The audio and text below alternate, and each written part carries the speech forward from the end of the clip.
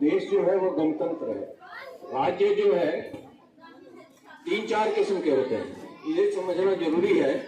एक तो हुए तानाशाह, दूसरे हुए जनतंत्र और तीसरा हुआ गणतंत्र। तो जनतंत्र क्या है?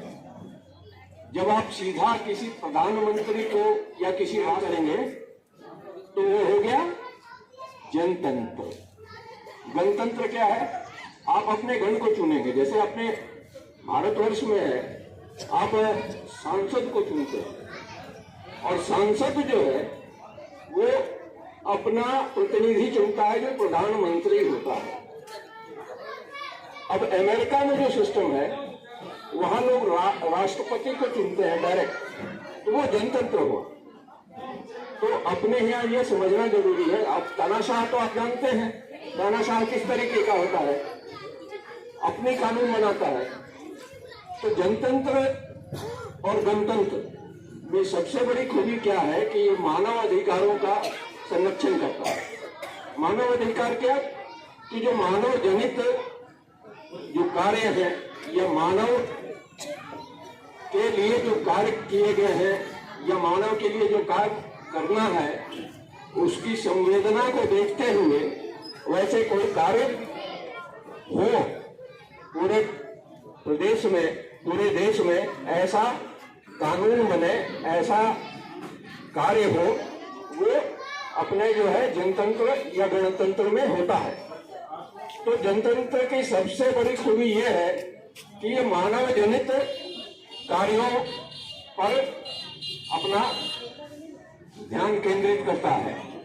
इसलिए जनतंत्र जो है आज के दिन में सबसे ज्यादा सफल शासन प्रथा कही जाती है।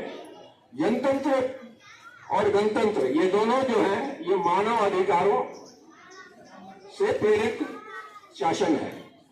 हम लोग हमेशा हमारा जो भारतवर्ष का जो संस्कार है वो अपनी जो संस्कृति है उसको सनातन कहते हैं। सनातन का क्या मतलब है? जिसका ना कोई आदि है ना अनंत है, ये अनंत काल से चला आ रहा है। तो सनातन संस्कार जो है वो मानव आधारित है। त्याग और तपस्या, त्याग और सेवा, इस पर आधारित है। इसलिए हमारी संस्कृति जो है सबसे उन्नत है। हमारी संस्कृति आधुनिक भी है। इसका एक उदाहरण मैं आपको देता हूं, बहुत छोटा उदाहरण है। कोरोना काल में हम लोग सब लोग ग्रसित थे कोरोना वायरस से और पूरा विश्व जो है अपने भयभीत था कोरोना वायरस से। लेकिन हमारे यहाँ कोरोना नहीं आया, कम आया। क्यों? हमारी संस्कृति के कारण। सभी लोग विश्व में जो है वो ज्यादातर लोग हाथ मिलाते हैं या फिर गले मिलकर अभिवादन करते हैं। हमारा अभिवादन का क्या तरीका है? नमस्कार। क्यों करते हैं नमस्कार? इसलिए नमस्कार करते हैं कि हाथ मिलाइएगा तो वायरस या बैक्टीरिया फैलेगा। हम लोग नमस्कार करते हैं तो बैक्टीरिया नहीं फैलता। कोरोना काल में हम लोग देखते होंगे कि बाहर से आए तो हम लोग हाथ धोने लगते थे, किसी साबुन से हाथ पैर धो के घर पे आते थे। हमारे यहाँ पुरानी परंपरा है, बाहर से जब भी आएंगे तो हाथ पैर धो के घर में बैठेंगे। ये बहुत पुरानी परंपरा है, दूसरे देशों में नहीं है।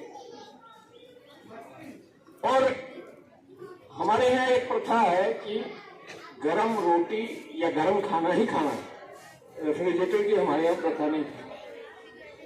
कोरोना काल में ऐसा बोला गया कि सब लोगों को गरम खाना ही खाना है और सब लोग गरम खाना खाने लगे। इसके बाद कोरोना काल में बहुत लोग हताहत हुए।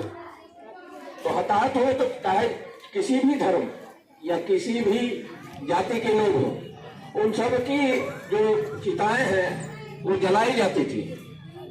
हमारे यहाँ तो चिता जलाने की परंपरा बहुत पुरानी है, सनातन काल से। क्यों जलाई जाती है?